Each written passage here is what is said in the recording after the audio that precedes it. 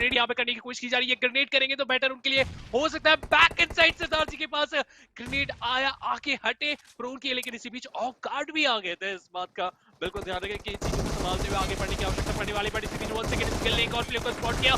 Knock पे knock यहाँ पे निकालते चले जा रहे हैं, लेकिन अगेन आखिरकार किल को यहाँ पे नो नॉक आउट करने में कामयाब हो जाते हैं। ऑलमोस्ट बैकअप यहाँ पे टाइम से जाने की आवश्यकता थी, जो कि गई। 8 फिनिशेस यहाँ पे निकाले जा चुके हैं। अब बैटल सिर्फ और सिर्फ 2v4 का बचा हुआ है टीम एक्सपा के लिए। इससे अच्छी वापसी इस पूरे इंटायर वीक में मेरे हिसाब से नहीं हो सकती, क्योंकि अभी देखिए गेम्स जो पहले के जो मैचेस थे और अभी के मैचेस में कितने चेंज आ गए हैं ये टीम एक्सपर्क, और थोड़ा सा एक अलग गेम सेंस यहाँ के साथ इस मैच में उतर रहे हैं, और ये इनके लिए बेहतर साबित हो रहा है। सामने एक कवर है और यहाँ से चीजें थोड़ी सी और आसान सी हो जाएगी टीम एक्सपर्क के लिए।